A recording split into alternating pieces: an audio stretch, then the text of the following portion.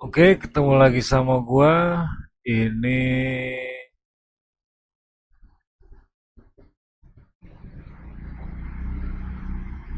tutorial untuk bikin eh, panel ya, yang menurut gua salah satu yang termasuk paling lengkap gitu.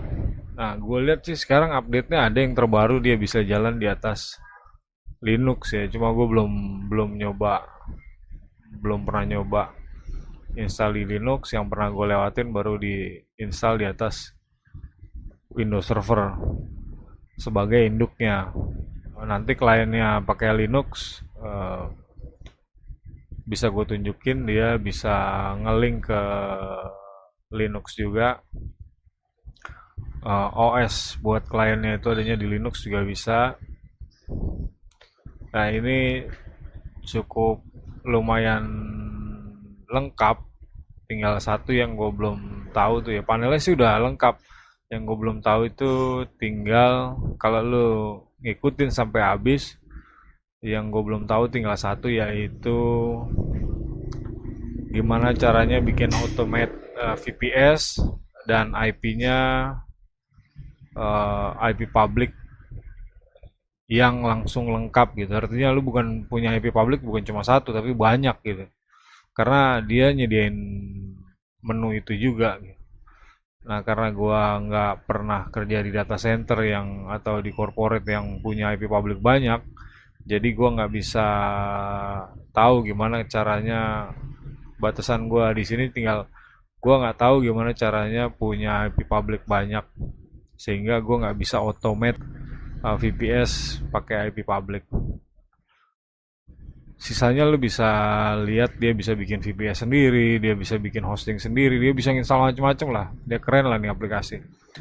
Dan ya buat lu yang suka Linux, ya buat info awal aja. Dia juga yang terbaru ternyata udah bisa support jalan di atas Linux. Walaupun gue belum nanya persisnya ya, karena setahu gue yang terakhir gue pakai ini sekitar tahun yang lalu, dia bilang baru bisa jalan kalau base-nya artinya sistem dasarnya, kontrol panel bawahnya itu adanya di Windows. Nah, biar nggak terlalu banyak basa-basi, ya biar nggak terlalu banyak cerita, kita mulai aja. Tahap pertama yang mesti lo lakuin ya biasa. Kalau gue sih gue nginstal browser ya.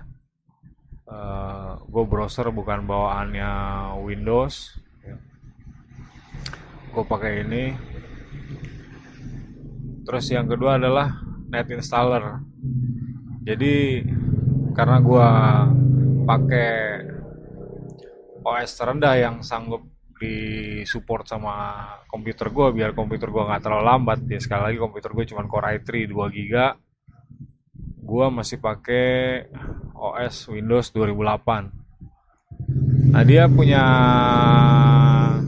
requirement ya, itu requirementnya netnya harus 46 dan lu mesti download manual, karena kalau bawaannya si Windows itu cuman hmm, eh, net 35 biar kelihatan 351 kalau nggak salah ya.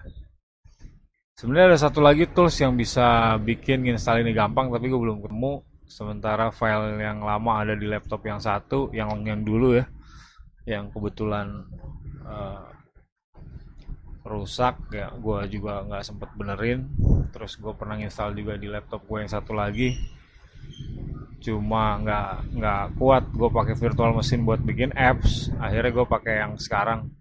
Yang sebelumnya sebenarnya bikin apps kuat ya, pakai Celeron, cuma dia harus langsung di sistem dasarnya.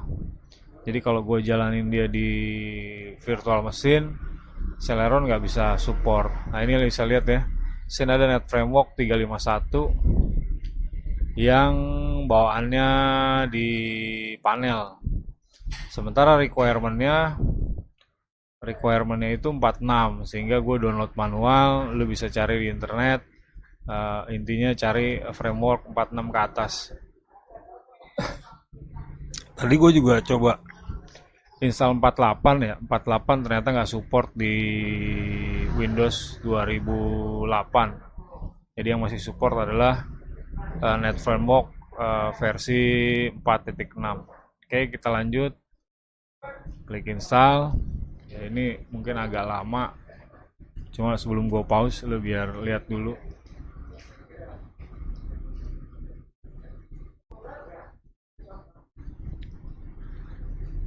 Tahap selanjutnya setelah uh, framework ini diinstal, dia punya requirement lanjutan yaitu lu mesti nginstal SQL Server ya. SQL Servernya yang dipakai itu yang free.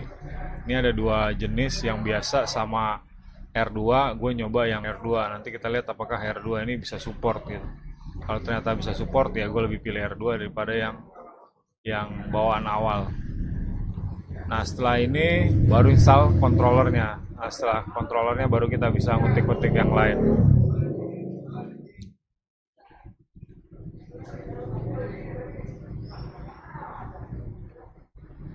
Oke, ini lo bisa lihat dia masih panjang kayaknya prosesnya. Gue pause aja biar lo nggak terlalu lama nunggu. Nanti tinggal dilihat kalau udah mau habis, gue lanjut lagi.